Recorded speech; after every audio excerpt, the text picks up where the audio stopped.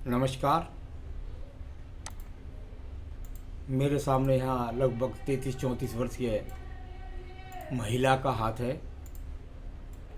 इनकी वर्तमान की हस्तरेखा में किस प्रकार की गतिविधियाँ हैं और उंगलियों पर उनका क्या प्रभाव कहलाता है, पर्वतों पर उनका क्या प्रभाव कहलाता है, रेखाओं में किस तरह की गतिविधि से क्या फल आता है, ये सब यहाँ पर मैं बताने वाला हूँ। सबसे पहले मैं बताने वाला हूँ आपकी कनिष्ठ उंगली के बारे में, छोटी उंगली के बारे में। और ये छोटी उंगली सूर्य की उंगली के प्रथम पर्व तक नहीं पहुँची। यानी जो ऐसे व्यक्ति होते हैं, महिला हो या पुरुष हो, उनके जीवन में संघर्ष से स्वयं को वो निर्मित करते हैं। यानी यदि उनको अपना कैरियर बनाना है, पैतृक संपत्ति की या पति की संपत्ति की बात नहीं कर रहा, कुल मिलाकर के उनको यदि अपना कैरियर बनाना होता है तो उनको संघर्ष करना पड़ता है, तब जाकर के वे अपने आप को स्थापित करते हैं। दूसरी बात, जब इतना बड़ा गैप होता है तो वृद्धावस्था में या अर्थात में कमी आती है। और तीसरी बात, जो जीवन के बड़े फैसले हैं उनमें किसी प्रकार की जल्दबाजी न करें, अपने घर के बड़ों से सलाह लेकर के उसमें आगे बढ़ें।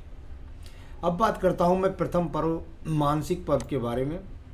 कोई इतनी बड़ी राहु रेखा नहीं है जो ज़्यादा मानसिक परेशानी दे। कुल मिलाकर के अपने आप को स्थापित करने के लिए थोड़ी बहुत मानसिक चिंता।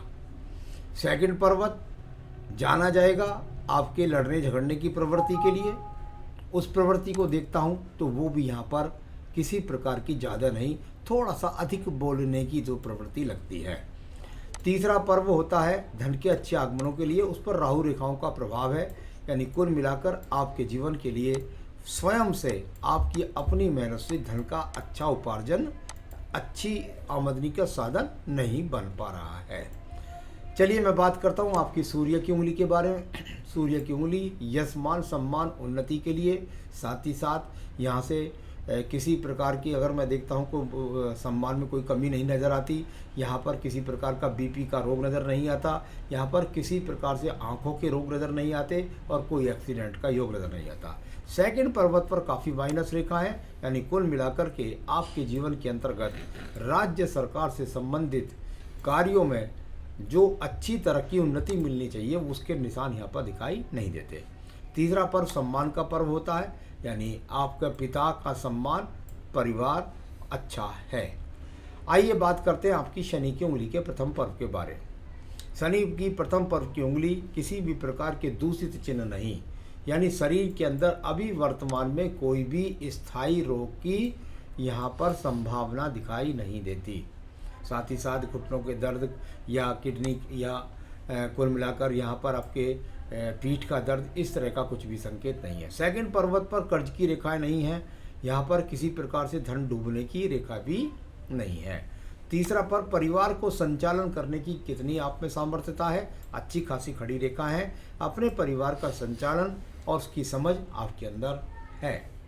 आइए बात करता हूं मैं आपकी बृहस्पति की उंगली के प्रथम पर्व के बारे में। जब यहाँ पर दूसरी चिन्ह हो जाते हैं, यम हो जाता है, एक्स हो जाता है, या कुल मिलाकर कोई राहु रेखाओं का संबंध हो जाता है, तब आप किडनी, लीवर, मोटापे का रोग या कह सकते हैं शुगर के, इस तरह के रोगों का शिकार होते हैं। अभी यहाँ पर पूरा पर्वत एकदम स्पष्ट रूप से जागृत है, यानी कोई इस तरह की प्रॉब्लम नहीं। सेकंड पर्वत पति के साथ में अनबन के लिए अगर राहु रेखाएँ हैं, बुरी रेखा है, यहाँ पर पति का पूरा सहयोग नज़र आ रहा है। हल्की फुल्की रेखा है, थोड़ा सा बातचीत में हो जाती होगी बस, बाकी इससे ज़्यादा कुछ नहीं। तीसरा पर्व संतान के सुख सहयोग का है, यहाँ पर भी पूर्ण तरीके से दिखाई देता है। अब बात करते हैं हम आपके बुध पर्वत के बारे में। यहाँ पर बुध पर्वत की अगर बात करूँ तो ये लेफ्ट हैंड की स्थिति है। राइट हैंड की स्थिति देख लेते हैं। यहाँ पर भी कुछ नज़र नहीं आता। यानी दोनों पर्वतों पर सीधे और उल्टे हाथ पर जब तक स्थायी 3 से 4 रेखा समानांतर खड़ी नहीं होगी या आगे पीछे भी हो, तब तक आपके पास धन के अच्छे आगमन नहीं बनेंगे। पर्वत पर कोई दूषित चिन्ह नहीं है।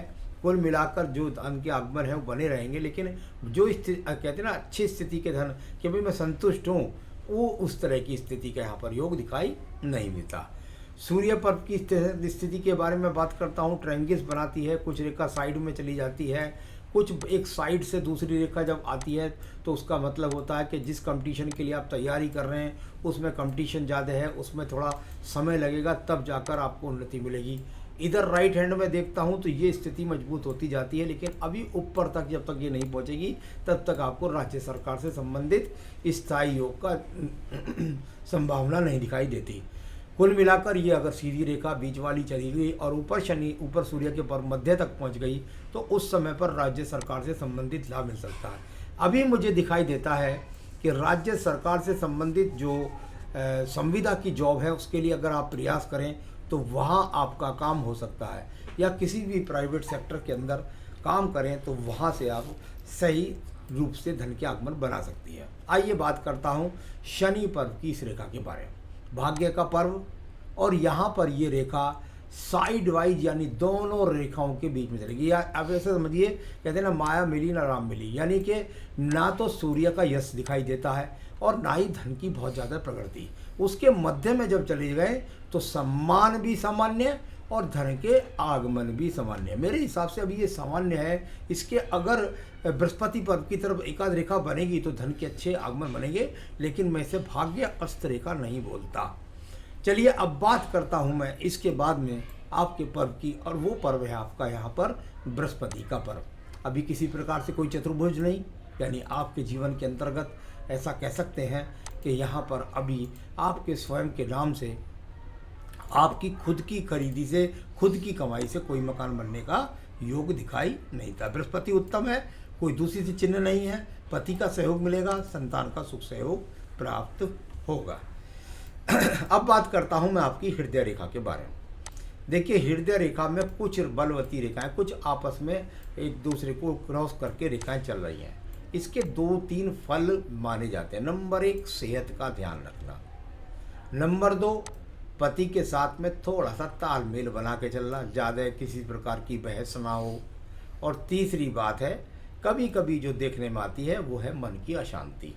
तो यहाँ कहीं ना कहीं मन की अशांति, थोड़ा सा स्वास्थ्य भी खराब, थोड़ा सा पति से तालमेल में कमी, ये तीनों चीज़ थोड़े स्तर पर है, कोई मोटे स्तर पर नहीं है। जब ये रेखा ज़्यादा डाउन होकर के और इधर दीप बनाने का प्रयास करती है तो इसका मतलब होता है कि संबंधों को संभाल करके चलें पति पत्नी के बीच में। तो ये इस तरह का यहाँ पर ये राहु पर्वत पर थोड़ा सा कभी कभी उत्तेजित कर देता है, जिसके कारण आपके बीच में तालमेल में कमी आती है। कि मैं तलाक की बात कुछ नहीं कर रहा हूँ। चलिए अब बात करते हैं निम्न मंगल पर्व के बारे में। ये कर्म रूपी रेखाएं निम्न मंगल पर्व पर दिखाई पड़ती हैं। यहाँ पर अगर मैं इनको देखता हूँ तो ये रेखाएं आगे बढ़ने का प्रयास भी कर रही हैं लगातार, और यहाँ प्रयास आपका लगातार निरंतर है बना हुआ।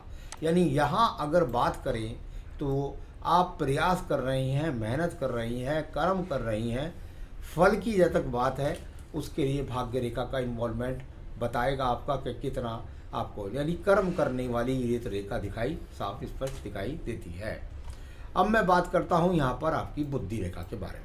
मैं थोड़ा सा लेफ्ट भी देखूंगा और फिर राइट भी, दोनों हाथ की बुद्धि रेखाओं को यहाँ पर मैं देखना चाहूँगा। देखिए इधर अगर आप बुद्धि रेखा का इन्वॉल्वमेंट देखेंगे तो ये आपके जीवन में वो हुआ जो लगभग 32-31 वर्ष से पहले दिखाई दिया। यानी यहाँ तक या तो आप घर में रही, या आपने कोई अपना जीवन का डिसीजन नहीं लिया, या कुछ भी हुआ, उस समय तक मैं समझता हूँ बहुत अच्छी तरह के बुद्धि का आपका सही तरीके से काम कर रही है। लेकिन जब मैं राइट हैंड में पहुँचता हूँ और जिस एज के अंदर आप हैं तो उस जगह पर जाकर एक दीप किसी स्थिति नज़र आती है। यानी यहाँ से ये बुद्धि रेखा, इसमें ये दीप का बन जाना, और फिर ये बुद्धि रेखा सही रूप से चल जाना। अब इसका फल पर देख लीजिएगा आप। जब ये बुद्धि रेखा इस तरीके से चलती पिछले यहाँ पे, तो लगभग आपके जीवन के अंदर आपने 30-31वें वर्ष से अपना इन्वॉल्वमेंट शुरू किया, और वहाँ से आपका दिमाग इस समय बहुत डिस्टर्ब है। अगर वर्तमान की स्थिति की बात करूं तो 34 से 35वें वर्ष ये काफ़ी डिस्टर्ब है। इस समय पर ये सोच रही हैं क्या करूं क्या ना करूं, किस तरह से उन्नति आए, किस तरह से धन के आगमन बने। यानी इस समय पर आपने अपने ऊपर दबाव ले रखा है। इस दबाव का बहुत बड़ा जो परिणाम होता है वो परिवार में कलेश या पति के साथ अनबन या आपके स्वास्थ्य पर प्रभाव। तो ये आपको बहुत नियंत्रण में चलना है अपनी बुद्धि को लेकर के, किसी तरह की जल्दबाजी नहीं करनी है। घर परिवार में पति का सहयोग लेकर के या परिवार में जो घर में कोई बड़े हों उनका सहयोग लेकर के निर्णय लेने को, कि यहाँ का गलत निर्णय आपके लिए आपको बीमारी भी दे सकता है और आपको क्रोध डिप्रेशन से परिवार में कलेश भी दे सकता है। बुद्धि रेखा आगे बैलेंस में है, यानी कुल मिलाकर इसका प्रभाव बहुत दिन तक नहीं रहेगा। धीरे धीरे आप सही अनुकूल स्थिति में आ जाएंगे, फिर अपने आप को स्थापित कर पाएंगे। चलिए अब बात करता हूँ द्वितीय मंगल पर्वत के बारे में। यहाँ से झगड़े झंझट कोर्ट कचहरी मुकदमे के लिए जाना जाता है। कोर्ट कचहरी झगड़े झंझट मुकदमे कोई दिखाई नहीं दे रहे हैं।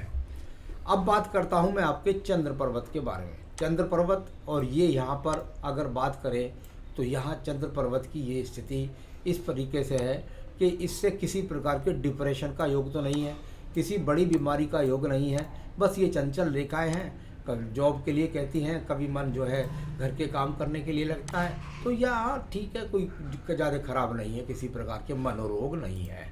केतु स्थान पर किसी प्रकार से कोई सर्जरी का चिन्ह नहीं, किसी प्रकार से अगर देखें तो बहुत बड़ी पूजा का योग भी नहीं है। अब बात करते हैं बुध रेखाओं के बारे में। बुध रेखा तो आपके हाथ के अंदर एक भी नहीं है, यानी व्यापार के अंदर तो आप जाने की ही ना सोचें। व्यापार तो आप कर ही नहीं सकते, उसमें सफलता प्राप्त नहीं कर सकते हैं।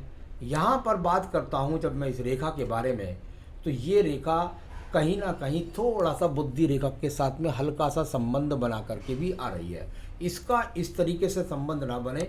यहाँ पर यदि मैं देखता हूँ तो ये इसमें से हाँ बिल्कुल नहीं, ये रेखा वो नहीं है, बुद्धि रेखा नहीं। यही रेखा आपकी चंद्र पर्वत से जाकर के आपकी भाग्य रेखा में मिली। यानी आपने कुछ समय, हो सकता है पहले समय में भी कुछ कहीं ना कहीं अपने परिवार में भी कुछ करने का प्रयास किया हो। यहाँ पर इसका निचले चंद्र पर्वत से व्यक्ति को समझ लीजिए। देखिए, हम निचले चंद्र पर्वत का मतलब मत समझते हैं भाई जिद्दपन, यानी आपका इस के अगर देखें तो थोड़ा सा अपने आप में स्वयं पर खड़ा होने की एक तरह की, जिद तो नहीं कह सकता, एक तरह से खड़े होने की आप प्रयास कर रही हैं, और उसमें कुछ अड़चनें आएंगी, फिर उसके बाद आप खड़ी होंगी, और ये रेखा इस तरीके से यहाँ पर चली जाएगी। मैं आपकी भाग्य रेखा पूछ रहे थे आप, इसलिए मैं उसके बारे में बोलना ज़रूर चाहूँगा। यहाँ पर ये रेखा जाकर 35 के पास में ख़त्म हो रही है, और इसके बाद एक दूसरी रेखा जो है ये यहाँ से शुभारंभ कर रही है, फिर आप लगातार उस कार्य को लगातार करते चले जाएंगे। यानी जिस कार्य की शुभ आरंभ आपने कर दिया है या करने जा रही हैं, उसमें आप अब आगे लगातार बढ़ती जाएंगी, और उसमें आप पर क्रोध पर अपना नियंत्रण रखिएगा, क्योंकि अब भाग्य रेखा ने आपका काम करना यहाँ से इधर से शुरू कर दिया। मैं थोड़ा सा लेफ्ट हैंड में भी देख लेता हूँ, 35 वर्ष से पहले उस हाथ को भी देखा जाता है, तो यहाँ पर भी स्थिति देख लेता हूँ थोड़ा सा, जब भाग्य रेखा के बारे में आप विशेष पूछ रहे हैं। हाँ, इधर आपका लेफ्ट हैंड कोई विशेष सहयोग नहीं कर रहा है, यानी यहाँ पर भाग्य रेखा का इन्वॉल्वमेंट कोई ज़्यादा अच्छा नहीं है। यानी आपके जीवन में अभी थोड़ा सा संघर्ष है, लेकिन धीरे धीरे 2 साल में आप अपने आप को सही रूप से स्थापित कर लेंगी, ऐसी आपकी भाग्य रेखा बता रही है। तो ये भाग्य रेखा के बारे में आपने पूछा था, उसके बारे में मैंने आपको साथ के साथ बता दिया है। तो यहाँ अभी थोड़ा संघर्ष चलेगा, फिर उसके आपको धीरे धीरे आप स्थापित हो जाएंगी। चलिए अब बात करते हैं, इसके बाद में हम आपके पर्व के बारे में, भाग्य रेखा के बाद आपके शुक्र पर्व के बारे में बात करेंगे। शुक्र पर्व लेफ्ट का तो अच्छा नहीं है, यानी कि संसाधनों की भूख यहाँ से दिखाई देती है। राइट हैंड की स्थिति देखता हूँ, यहाँ अच्छा खासा ठीक हो गया है, यानी फिर भी पहले से अब धीरे धीरे आप तरक्की की तरफ बढ़ेंगी। अभी कोई बहुत बड़ा घर बन जाए या कुछ हो जाए, ऐसी स्थिति यहाँ पर दिखाई नहीं देती। तो ये इस तरह का यहाँ शुक्र पर्व सामान्य शुक्र पर्व है, जो आपको सारी संसाधन दे रहा है। मैं बात करता हूँ आपके अंगूठे के प्रथम पर्व के बारे में, जिससे पता लगता है आपके चरित्र का। अगर यहाँ पर दूसरी रेखाएं होंगी तो आप क्रोध करेंगे, आपको ज़्यादा साधन बढ़ाने का भूख बढ़ जाएगी, या चरित्र से कुछ भ्रमित हो जाएंगे। दोनों अंगूठे बिल्कुल स्पष्ट हैं, किसी प्रकार से चरित्र से कहीं भी खराब नहीं है, किसी प्रकार की बहुत ज़्यादा मानसिकता भी नहीं पालती है। सेकंड पर्व जाना जाता है आपका, आपकी उन रेखाओं के लिए, यानी आपके पास में बिना मुद्दे पर बहस कर नहीं करती हैं, मुद्दों पर भी बहस कर लेती हैं। शुक्र पर्व के बाद तीसरा पर्व संतान का होता है, और संतान पर्व में यदि मैं देखता हूँ तो यहाँ पर कोई स्पष्ट यज्ञ मुझे दो दिखाई देते हैं, यानी दो संतान दिखाई दे रही हैं यहाँ से। हाँ, यहाँ से कम दो संतान दिखाई दे रही है। तो ये तो यहाँ इस प्रकार से बताया। अब बताते हैं आपकी आयु रेखा के बारे में। आपका सवाल भी दूसरा है, जीवन रेखा। यह लेफ्ट हैंड का है, इसने बिल्कुल मछली का चिन्ह बनाया, यानी दिमाग में सबसे पहले ऊर्जा का काम करता है, इधर से आयु के अंदर। तो इसको देख लिया। अब राइट हैंड को देख लेते हैं। राइट हैंड में भी ये रेखा बहुत जाकर मणिबंध के साथ संबंध बनाने वाली रेखा के रूप में मिली हुई है।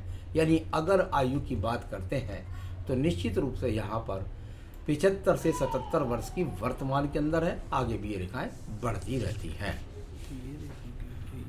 अब बात करता हूँ मैं यहाँ पर एक, ये आपके लेफ्ट हैंड में ये रेखा थी, ये मंगल के पर्व से निकल करके इस तरह का।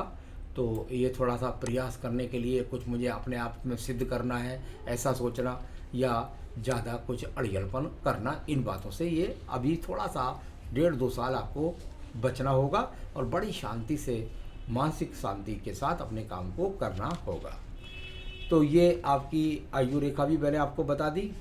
संतान का पूछा आपने, दो संतान की रेखा मुझे स्पष्ट चमक रही है बिल्कुल। और यहाँ पर आगे लिखा है आपने धन कितना। चलिए, और किस माध्यम से, देखिए राइट हैंड की रेखा को देखिएगा, और यहाँ से ये वो माध्यम जुड़ गया जो सीधा सीधा रेखा आपकी एकदम सीधी चली गई। यानी ये रेखा जो आपने वर्तमान में निर्णय लिया है, इससे सीधी जा रही है। अब इसी निर्णय से आपको कहीं भटकना नहीं है, क्योंकि इसमें बाधाएं आएंगी। एक तो इसमें एक राहु रेखा काटेगी लगभग आके मंगल पर्व से, और वो आपके लगभग 38वें वर्ष के आसपास, और एक काटेगी ऊपर 42वें वर्ष में। यानी ऐसा नहीं है कि जहां आप काम कर रही हैं, जिसकी तरफ बढ़ रही हैं, वो आसानी से प्राप्ति हो जाएगी। उसमें आपको संघर्ष होगा, और फिर 42 वर्ष के बाद आपकी बहुत अच्छी स्थिति चलेगी। तो यहाँ अभी जो वर्तमान की स्थिति है, मैं 5 साल तक ज़्यादा हस्तरेखा को पढ़ता हूँ, उसकी स्थिति को मैंने यहाँ पर बोला है। तो ये इस तरीके से धन का माध्यम की जो रास्ता चुना है आपने, वो ठीक ठाक है। और भाग्य पर्व की रेखा, क्योंकि दोनों माया मिलिन राम के बीच में गई है, उसके साइड में 2 रेखा और ज़्यादा बढ़ेंगी, तब आपके धन के अच्छे स्रोत और बनेंगे। यानी अभी वो मजबूती धन के अंदर दिखाई नहीं देती। एक्स और फिश और त्रिकोण, ये 3 आपके सवाल हैं मेरे पास में। तो चलिए, ऊपर तो मैंने इसको बताया कि ये तो दीप था आपके पास, ठीक है। यहाँ तो आपको दीप था। जहाँ आप त्रिकोण की बात कर रहे थे, तो मैंने यहाँ पे त्रिकोण बन रहे हैं 2 तरफ से। तो इसका मैंने आपको मतलब बताया था कि संविदा की जॉब के लिए प्रयास कर सकते हैं, उससे आपको लाभ, या अच्छे सेक्टर में आपको उसका थोड़ा बहुत लाभ मिल सकता है, जो बड़ी जॉब का लाभ आपको नहीं मिलेगा। इसके बाद आप कहते हैं भाई एक्स के चिन्ह, जो एक्स के चिन्ह स्वतंत्र होते हैं उनका फल होता है, जो कैंची स्वतंत्र होती है उसका फल होता है। यहाँ पर आपके हाथ के अंदर कहीं भी ऐसी कैंची नहीं है, स्वतंत्र कैंची नहीं है। स्वतंत्र एक्स बृहस्पति का अच्छा होता है, वो यहाँ पर नहीं है, या कहीं और मिलता तो मैं उसका बताता। तो कोई ऐसी कैंची दिखाई नहीं देती इसके अंदर जो एक दूसरे को काट कर रेखा जाती है। वो आयु रेखा जाएगी तो भाग्य रेखा को काटेगी, या भाग्य रेखा जाएगी तो वो बुद्धि रेखा को काटेगी, उसका एक अलग फल होता है। तो यहाँ पर कोई एक्स स्वतंत्र नहीं है, कोई भी बेहतरीन फिश यहाँ पर नहीं है। काल्पनिक फिश चाहे कितनी बना लीजिए, जब तक उसका लाभ ना मिले तो उसका फ़ायदा क्या है। तो त्रिकोण भी यहाँ पर कोई स्वतंत्र नहीं है। तो इस तरीके से सभी रेखाओं को मैंने आपको बताया, और मैं निश्चित कहना चाहूँगा, सबसे ज़्यादा मुझे अगर हाथ के अंदर लगता है तो वो ये लगता है कि आप अपने आप की जिद पर थोड़ा सा कंट्रोल करके चलें। तो बहुत मन से शांति से चलना है। इसके लिए क्या क्या करना चाहिए, एक तो आपको पन्ना पहनना चाहिए बेहतरीन सा इस उंगली के अंदर।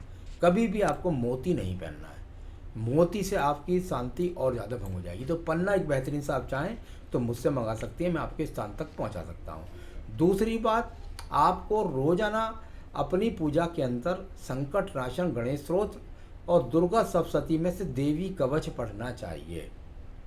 सद्बुद्धि, ज्ञान, वृद्धि, धन, ये सब चीज़, संतान सुख से सब चीज़ आपको मिल जाएगी।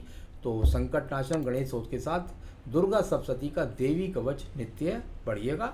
आपके जीवन में आपको धन, सम्मान, उन्नति, प्रगति सब मिले, यही मेरी शुभकामनाएं हैं। नमस्कार।